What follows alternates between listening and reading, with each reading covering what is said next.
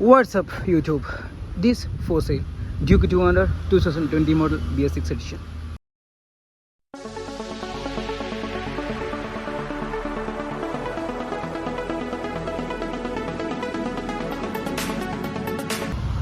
നമ്മൾ പറഞ്ഞതുപോലെ തന്നെ ഈ ഒരു ഡ്യൂക്ക് 200 ഉണ്ടല്ലോ, ഈ ഒരു യെല്ലോ കളർ ഡ്യൂക്ക് 200 നമ്മുടെ അടുത്ത് സെയിലിന് എത്തിരിക്കുന്ന ഒരു വണ്ടിയാണ് കേട്ടോ. സോ ഇത് നമുക്ക് ജസ്റ്റ് ഒരു സെയിലിൻ്റെ ഒരു വീഡിയോ മാത്രമല്ല, ജസ്റ്റ് നമ്മുടെ ഈ ഒരു വണ്ടിയുടെ റിവ്യൂ ആയിട്ട്, ഡ്യൂക്ക് 200ൻ്റെ റിവ്യൂ ആയിട്ട് നമ്മൾ ചെയ്യുന്നൊരു വീഡിയോ ആണിത്. സോ എല്ലാവരും ഒന്ന് സ്കിപ്പ് ചെയ്യാണ്ട് കാണാം.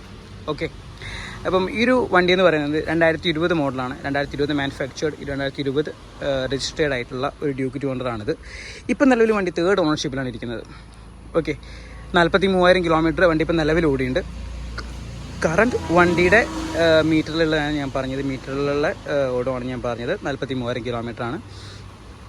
അതുപോലെ തന്നെ 2 ടയേഴ്സ് വലിയ മോശമൊന്നുമില്ല ടയേഴ്സാണ് കേട്ടോ. ടയേഴ്സ് ഞാൻ കാണിച്ചു തരാം. വലിയ മോശമൊന്നുമില്ല ടയേഴ്സാണ്. ഇനിയും ഇൻഷുറൻസ് നമുക്ക് ഇനി പെൻഡിങ് ഉണ്ട്. ഒരുപാട് ഇൻഷുറൻസ് ബാക്കി നമുക്ക് കിട്ടും. പേപ്പർ അത്രയും ബാക്കിയുണ്ട് വണ്ടിയുടെ. അതുപോലെ തന്നെ വേറെ നിലവിലിപ്പം വണ്ടിക്ക് കംപ്ലൈൻറ്റോ കാര്യങ്ങളോ ഒന്നുമില്ല. അതിൽ ഞാൻ ഗ്യാരണ്ടിയാണ്. ഏകദേശം ഒരു 300 കിലോമീറ്റേഴ്സ് അല്ലെങ്കിൽ 10 ഡേയ്സ് ഞാൻ വണ്ടിയുടെ എഞ്ചിന് ചെക്കിങ് വാറണ്ടി കൊടുക്കുന്നുണ്ട്. അത്ര നീറ്റ് ആയിട്ടുള്ള വണ്ടിയാണ് കേട്ടോ. ഞാൻ പേഴ്സണലായിട്ട് യൂസ് ചെയ്ത് നോക്കി.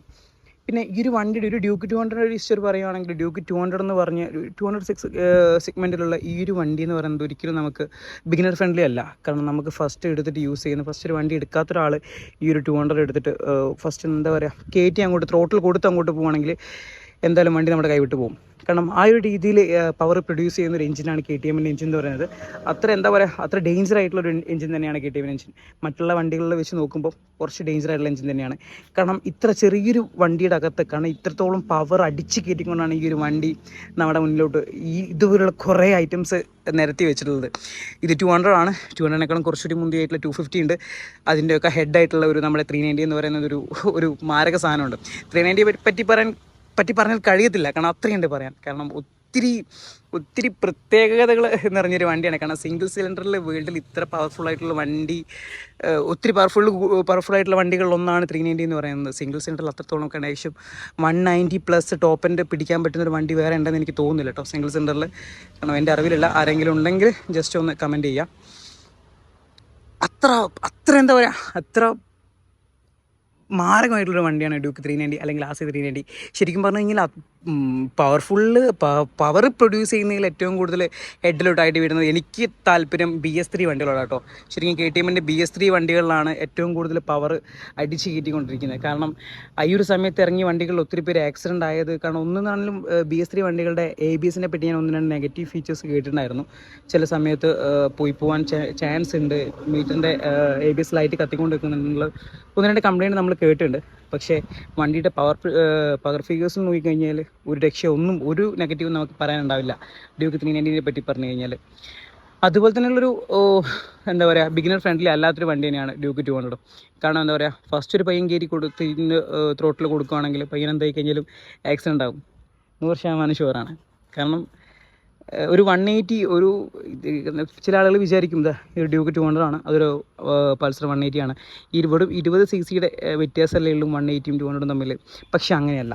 ഓരോ വണ്ടിയുടെയും കമ്പനി ആ ഒരു എഞ്ചിന് കൊടുക്കുന്ന പവർ ഫിഗേഴ്സ് വേറെ തന്നെയാണ്. കാരണം സംഭവം ബജാജിനാണ് KTM-എങ്കിലും അങ്ങനെയല്ല. പക്ഷേ കാരണം ഈ ഒരു എഞ്ചിൻ്റെ ലെവലേ വേറെ തന്നെയാണ്. കാരണം ഒരു രക്ഷയും ഒരു നെഗറ്റീവും പറയാത്തൊരു എഞ്ചിനാണ് ഡ്യൂക്കിൻ്റെ അല്ലെങ്കിൽ നമ്മുടെ KTM-ൻ്റെ എഞ്ചിൻ എന്ന് പറയുന്നത്. സോ അധിക പേരുടെയും മനസ്സിൽ ഡ്യൂക്ക് എന്ന് പറഞ്ഞു കഴിഞ്ഞാൽ ഒരു ആളക്കൊല്ലി വണ്ടിയായിരുന്നു. ഒത്തിരി പേരുടെ കണ്ണിൽ ആളക്കൊല്ലി വണ്ടിയാണ് ഡ്യൂക്ക് എന്ന് പറഞ്ഞു കഴിഞ്ഞാൽ. ഇപ്പോഴും അതുപോലത്തെ അങ്ങനത്തെ ഒരു കാഴ്ചപ്പാടിൽ നടക്കുന്ന ഒരുപാട് പേരുണ്ട്. ഒത്തിരി പേര് എനിക്കറിയാം. സോ ഈ ഒരു വണ്ടി നമ്മുടെ സെയിലിന് വന്നായിരുന്നു കേട്ടോ. നമുക്ക് ഈ ഒരു വണ്ടി ഓൾറെഡി ഇപ്പോൾ നിലവിൽ ഫിനാൻസിൽ ഇരിക്കുന്നൊരു വണ്ടിയാണ്. സോ നമുക്ക് ഫിനാൻസ് മാറ്റി ചെയ്യാമെന്ന് പറയുന്നത് കുറച്ച് ബുദ്ധിമുട്ടായിരിക്കും. സോ റെഡി പേയ്മെൻറ്റിൽ ആരെങ്കിലും നോക്കുന്നുണ്ടെങ്കിൽ നമ്മളെ കോൺടാക്ട് ചെയ്യാം. പിന്നെ 2020 നമ്മൾ ഡീറ്റെയിൽസ് നമ്മൾ പറഞ്ഞല്ലോ, ഇതിനു മുമ്പ് നമ്മൾ ഡീറ്റെയിൽസ് പറഞ്ഞിട്ടുണ്ട്. പിന്നെ വണ്ടിക്ക് നിലവിൽ ഇപ്പം റിയർ ടയറിലോട്ട് വരുവാണെങ്കിൽ വലിയ എന്താ പറയുക, മോശമില്ലാത്ത ടയേഴ്സാണ്. റിയർ ടയർ അത്യാവശ്യം മോശമില്ലാത്ത ടയേഴ്സാണ്. മാറ്റിയിട്ട് ഇപ്പോൾ ഏകദേശം ഒരു 1 മാസം അങ്ങനെ ആവുന്നേ ഉള്ളൂ റിയർ ടയർ ചേഞ്ച് ചെയ്തിട്ട്. അതുപോലെ ഫ്രണ്ട് ടയറിലോട്ട് വരുവാണെങ്കിൽ ഏകദേശം 50% ലൈൻസും കാര്യങ്ങളൊന്നും പോയിട്ടില്ലെങ്കിലും ഒരു 50%, ഒരു 60% നമുക്ക് ഇനിയും ആ ടയേഴ്സ് നമ്മൾക്ക് അവൈലബിൾ ആണ്. പിന്നെ ഹെഡിൻ്റെ ഭാഗത്തോട്ട് വരുവാണെങ്കിൽ വേറെ ഡാമേജോ കാര്യങ്ങളോ ഒന്നുമില്ല. നീറ്റാണ്, ഹെഡ് പക്ക നീറ്റാണ്, എന്താ പറയുക സ്ക്രാച്ചസോ കാര്യങ്ങളോ അങ്ങനെയൊന്നുമില്ല. പിന്നെ കളറിൻ്റെ ഭാഗത്തോട്ട് വരുവാണെങ്കിൽ കളർ യെല്ലോ ചെയ്തിട്ടുണ്ട്. ആർ സിയിലും അവരത് ചേഞ്ച് ചെയ്തിട്ടുണ്ടോ, ആർ സിയിലും യെല്ലോ കളർ തന്നെയാണ്. അപ്പോൾ എടുക്കുന്ന ആൾക്ക് എന്താ പറയുക പേപ്പറിൻ്റെ കാര്യത്തിലൊന്നുമില്ല, കാരണം പേപ്പറൊക്കെ പക്ക ക്ലിയറാണ്. പിന്നെ ഈ വണ്ടി സ്റ്റോക്കല്ല എന്നുള്ളതാണ് ഇതിൻ്റെ ഏറ്റവും വലിയ പ്രത്യേകത. കാരണം ഇത് സ്റ്റോക്കാക്കാൻ നമുക്കിതിൻ്റെ മിററും അതുപോലെ തന്നെ ടെയിൽ ടൈഡും കിട്ടിയിട്ടില്ല. സോ ഈ ഒരു രീതിയിൽ തന്നെയാണ് നമ്മുടെ ഈ ഒരു വണ്ടി സെയിൽ ചെയ്യുന്നത്. സോ ഇങ്ങനെ എടുക്കാൻ ആഗ്രഹിക്കുന്നവർ മാത്രം വിളിച്ചാൽ മതി കേട്ടോ. സ്റ്റോക്ക് വണ്ടിക്ക് മിറർ വേണമെന്ന് പറഞ്ഞു കഴിഞ്ഞാൽ നടക്കുന്ന കാര്യമല്ല, നമ്മുടെ കയ്യിൽ മിററില്ല, അതുകൊണ്ടാണ്. സോ ഈ ഒരു ഡ്യൂക്ക് 200 ആരെങ്കിലും എടുക്കാൻ ആഗ്രഹിക്കുന്നുണ്ടെങ്കിൽ ഇതിൻ്റെ പ്രൈസ് റേഞ്ച് വരുന്നത് 140 നമുക്ക് റെഡി ക്യാഷിന് റെഡി പേയ്മെൻറ്റിന് വരുന്ന ആളുകളാണെങ്കിൽ നമുക്കതിൽ നെഗോഷിയേറ്റ് ചെയ്ത് കൊടുക്കാം, കുഴപ്പമില്ല. നമുക്ക് അവരുടെ അനുസരിച്ച് അവരുടെ പ്രൊഫൈൽ അനുസരിച്ച് നമുക്ക് എന്തെങ്കിലുമൊക്കെ കുറച്ച് കൊടുക്കാം, കുഴപ്പമില്ല. അപ്പം ഈ ഒരു വണ്ടിയെപ്പറ്റി നിങ്ങൾക്ക് ഞാനിപ്പം 3 ഡേയ്സ് ഞാനിപ്പോൾ ഓൾറെഡി ഈ ഒരു വണ്ടി എൻ്റെ പേഴ്സണലായിട്ട് ഞാൻ യൂസ് ചെയ്തു. കാരണം ഞാൻ 200ഉം 390 250 ഒക്കെ പേഴ്സണലായിട്ട് യൂസ് ചെയ്ത ഒരാളാണ്. അതിൽ അഡ്വഞ്ചർ 390 യൂസ് ചെയ്തിട്ടുണ്ട്, അതുപോലെ തന്നെ RC 390 യൂസ് ചെയ്തിട്ടുണ്ട്, പിന്നെ RC 200 യൂസ് ചെയ്തിട്ടുണ്ട്, ഇതൊക്കെ ഞാൻ യൂസ് ചെയ്തിട്ടുണ്ട്. അപ്പം ഇത് അത്യാവശ്യം എന്താ പറയുക, എനിക്ക് ഓടിക്കുമ്പോൾ വലിയൊരു ഇഷ്യൂവും കാര്യങ്ങളും തോന്നിയിട്ടില്ല. പക്ഷേ ഇപ്പോൾ ചെറിയ പയ്യന്മാരൊക്കെ എടുത്ത് ഓടിക്കുകയാണെങ്കിൽ ഇപ്പോൾ ഒത്തിരി പയ്യന്മാർ ഇപ്പോൾ ഡ്യൂക്കും കാര്യങ്ങളൊക്കെ എടുക്കുന്നുണ്ട്. എൻ്റെ നാട്ടിൽ തന്നെ ചില പയ്യന്മാരൊക്കെ പോകുന്നത് കണ്ടു കഴിഞ്ഞാൽ എന്താ പറയുക നമുക്ക് എന്തൊരു പേടിയാവും. കാരണം ഞാനും ആക്സിഡൻ്റ് ആയിട്ട് ഒത്തിരി കിടന്നു പോയ ഒരാളായിരുന്നു. പക്ഷേ അവർ കുറച്ച് അഗ്രസീവ് ആയിട്ടുള്ള വണ്ടി ആനെ കൊണ്ട് തന്നെ അങ്ങനെയാണ് യൂസ് ചെയ്യുന്നത്. നോർമലായിട്ട് ആരും ഇപ്പോൾ ഞാൻ ചെറിയ പയ്യന്മാരൊന്നും പോകുന്നേ കാണില്ല, എല്ലാവരും നല്ല സ്പീഡിലാണ് പോക്ക്. സോ എല്ലാവരും സ്പീഡിൽ പോകുന്ന എല്ലാവരും ഒന്ന് ശ്രദ്ധിക്കുക കേട്ടോ. ആക്സിഡൻ്റ് ആവാൻ വേണ്ടി പറയുന്നതൊന്നും അല്ല, നിങ്ങൾക്കൊന്നും പറ്റാതിരിക്കാൻ വേണ്ടി പറയുന്നതാണ്. സോ എവരിവൺ സേഫ് റൈഡ്, അത്രേ എനിക്ക് പറയാനുള്ളൂ. സോ നമ്മുടെ ഈ ഒരു വണ്ടിയുടെ കാര്യത്തിലോട്ട് വരികയാണെങ്കിൽ വേറെ സീറ്റിൽ വേറെ ഡാമേജോ കാര്യങ്ങളൊന്നുമില്ല കേട്ടോ. സീറ്റൊക്കെ നോക്കി സീറ്റൊക്കെ പക്കയാണ്. അതുപോലെ തന്നെ നമുക്ക് ഈ ഒരു ഗ്രാബ് ഗ്രിൽ എന്ന് പറഞ്ഞു കഴിഞ്ഞാൽ ഈ ബാക്ക് സൈഡ് ഒരു പില്ലിന് നമുക്ക് ഏറ്റവും കൂടുതൽ വേണ്ട സേഫ്റ്റിയാണ്. ആൾക്ക് സേഫായിട്ട് പിടിക്കാനൊരു സ്ഥലം വേണം. അതിന് നമുക്ക് ഈ ഒരു ഡ്യൂക്കിന് ഈ ഒരു BS6 200 അതുപോലെ തന്നെ 250 നമുക്ക് ഇത്ര നല്ല മനോഹരമായിട്ടുള്ളൊരു ഗ്യാപ്പ് ഗ്രിൽ ഇതിൽ കാണാൻ പറ്റും കേട്ടോ. നമ്മുടെ BS4 ഡ്യൂക്ക് 200 നിന്ന് ഒത്തിരി വ്യത്യസ്തമായിട്ടുള്ള ഗ്യാപ്പ് ഗ്രില്ലാണ്. കാരണം നമുക്ക് ഒത്തിരി കംഫർട്ടബിളായിട്ട് പിടിക്കാൻ പറ്റുന്നൊരു സൈസും ഷേപ്പും കാര്യങ്ങളൊക്കെയാണ് ഇതിന് വരുന്നത്. സോ പില്ലിന് ഒത്തിരി സുഖമായിരിക്കും. പില്ലിന് ഇരുന്ന് കഴിഞ്ഞാൽ ഓവറായിട്ട് ബാക്ക് പെയിനോ കാര്യങ്ങളൊന്നും ഡ്യൂക്കിൽ ഇതാരും പറഞ്ഞ് കേട്ടിട്ടില്ല. ഞാനും ഇതിൽ ഫ്രണ്ട്സിനൊക്കെ കയറി ഒത്തിരി പോയിട്ടുണ്ട്, പക്ഷേ ആർക്കും ഇതുവരെ നെഗറ്റീവോ കാര്യങ്ങളൊന്നും പറയാനില്ലായിരുന്നു. സോ എന്താ പറയുക, എല്ലാം കൊണ്ടും നമ്മുടെ മൈലേജിൻ്റെ കാര്യത്തിലാണെങ്കിൽ പോലും ഈ ഒരു വണ്ടിക്ക് ഏകദേശം 30 to 35 ആ ലെവലിൽ വണ്ടിക്ക് കമ്പനി മൈലേജ് 35 ഒക്കെ പറയുന്നുണ്ടെങ്കിലും നമുക്കൊരു 30 ആ ലെവലൊക്കെ നമുക്ക് മൈലേജ് കിട്ടുന്നുണ്ട്. പിന്നെ ഡ്യൂക്കാണ്, അത് എത്രത്തോളം മൈലേജ് കിട്ടുമെന്നും എങ്ങനെ യൂസ് ചെയ്താണ് മൈലേജ് കിട്ടുമെന്ന് നിങ്ങൾക്ക് അറിയാൻ പറ്റും. കാരണം നമ്മൾ എത്രത്തോളം സ്പീഡ് പോകുന്നോ നമുക്ക് അത്രത്തോളം മൈലേജ് ഷോർട്ടായിട്ട് വരും, അത് 100% ഉറപ്പാണ്. കാരണം ബൈക്കാണ്, കാരണം ഓവറായിട്ട് നമ്മൾ പവർ കൊടുക്കുമ്പോൾ പെട്രോൾ കൂടുതലായിട്ട് കത്തും. സോ അത് നോർമലാണ്. പിന്നെ വണ്ടിക്ക് വേറെ പറയത്തക്ക വിധം കംപ്ലൈൻറ്റ് കാര്യങ്ങളൊന്നുമില്ല. ആക്സിഡൻറ്റ് ഹിസ്റ്ററി ഇല്ല, ഫസ്റ്റ് ഓൺ ആക്സിഡൻറ്റ് ഹിസ്റ്ററി ഇല്ല. നമ്മളത് ചെക്ക് ചെയ്തിട്ടുണ്ടായിരുന്നു. ആക്സിഡൻറ്റ് ഹിസ്റ്ററി കാര്യങ്ങളൊന്നും വണ്ടിക്കില്ല. അതുകൊണ്ട് തന്നെ ആർക്കും വിശ്വസിച്ച് ഈ ഒരു വണ്ടി എടുക്കാം. പിന്നെ അതുപോലെ തന്നെ നമ്മുടെ ലൊക്കേഷൻ എന്ന് പറയുന്നത് കോഴിക്കോട് കൊയിലാണ്ടിയാണ്. കോഴിക്കോട് ഡിസ്ട്രിക്റ്റിൽ കൊയിലാണ്ടി എന്ന് പറഞ്ഞ സ്ഥലമാണ് നമ്മുടെ ലൊക്കേഷൻ എന്ന് പറയുന്നത്. നമുക്ക് ഇവിടുന്ന് നമ്മുടെ കോഴിക്കോട് ടൗണിലോട്ട് പോയിട്ടുണ്ടെങ്കിൽ KTMൻ്റെ ഷോറൂം ഉണ്ട്. ആർക്കെങ്കിലും ഈ ഒരു വണ്ടി ചെക്ക് ചെയ്യണം, ഷോറൂമിൽ കൊണ്ടിട്ട് ചെക്ക് ചെയ്യണം എന്ന ആഗ്രഹം ഉണ്ടെങ്കിൽ നിങ്ങൾ പറഞ്ഞാൽ മതി. നിങ്ങൾക്ക് ഇവിടെ വന്നിട്ട് വണ്ടി എടുത്ത് ഷോറൂമിൽ കൊണ്ട് ചെക്ക് ചെയ്യാവുന്നതാണ്. കാരണം അത്ര നമ്മൾ ഗ്യാരണ്ടി പറയുന്നുണ്ട്. അതുപോലെ തന്നെ നമ്മൾ ഏകദേശം 10 days അല്ലെങ്കിൽ 300 kilometer നമ്മൾ ഈ ഒരു എഞ്ചിൻ നമ്മൾ ചെക്കിങ് വാറണ്ടി കൊടുക്കുന്നുണ്ട്. സോ അതുകൊണ്ടൊന്നും പേടിക്കാനില്ല. ആ 10 ദിവസത്തിനുള്ളിൽ നിങ്ങൾക്ക് വണ്ടി ചെക്ക് ചെയ്തിട്ട് എന്തെങ്കിലും കംപ്ലയിൻറ്റ് ഉണ്ടെങ്കിൽ നമ്മളെടുത്തോട്ട് തിരിച്ചു വരാം.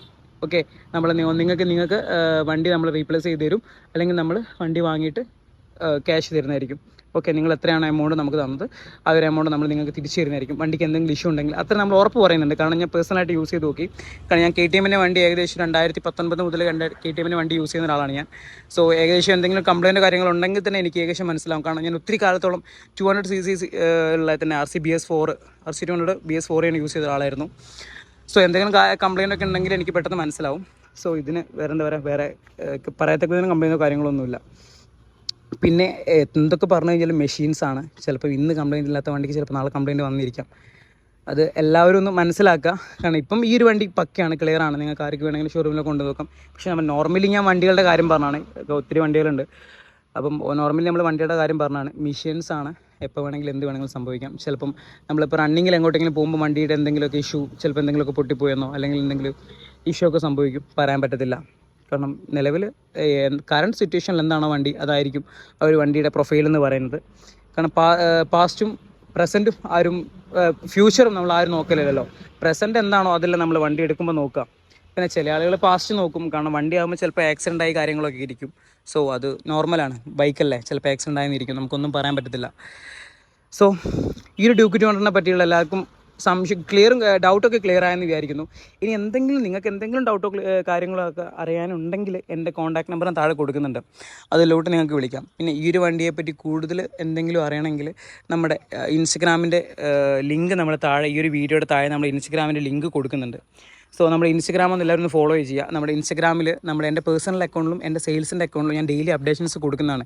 സെയിൽസിൻ്റെ വണ്ടിയുടെയും പിന്നെ ഒത്തിരി നമുക്ക് ബൈക്കുകളുടെ റിവ്യൂവിൻ്റെ ഒക്കെ ഡെയിലി അപ്ഡേഷൻസ് ഞാൻ എൻ്റെ ഇൻസ്റ്റഗ്രാം ചാനലിൽ ഞാൻ കൊടുക്കുന്നതാണ്. സോ നിങ്ങൾക്ക് വണ്ടി എടുക്കാൻ ആഗ്രഹിക്കുന്ന ഒരാൾ, ഈ വണ്ടി അല്ലെങ്കിൽ പുതിയ ഏതെങ്കിലും ഒരു വണ്ടി നല്ല റേറ്റ് കുറവിന് ഇങ്ങനത്തെ ഒരു വണ്ടി എടുക്കാൻ ആഗ്രഹിക്കുന്ന ഒരാളാണെങ്കിൽ തീർച്ചയായിട്ടും നിങ്ങൾ എൻ്റെ പേജ് ഒന്ന് ഫോളോ ചെയ്തിട്ടേക്ക്, കാരണം നിങ്ങൾക്ക് ചിലപ്പം ഫ്യൂച്ചറിൽ ഹെൽപ്ഫുൾ ആയിരിക്കും.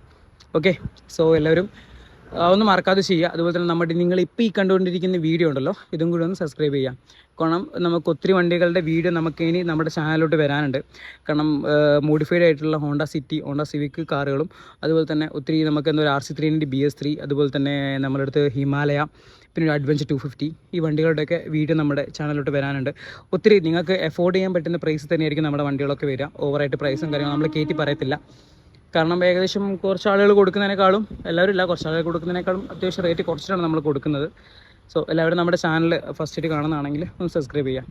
ഓക്കെ, അപ്പോൾ നമ്മൾ ഒരു വണ്ടിയുടെ വീഡിയോയും കൂടി ഉണ്ട്, അത് നമ്മൾ പെട്ടെന്ന് തന്നെ നമ്മുടെ ചാനലിലോട്ട് അപ്ലോഡ് ചെയ്യുന്നതായിരിക്കും. സോ എല്ലാവരും നമ്മുടെ ചാനലൊന്ന് സബ്സ്ക്രൈബ് ചെയ്തിട്ട് ആ ബെൽ ബട്ടൺ കൂടി അമർത്തുക കേട്ടോ.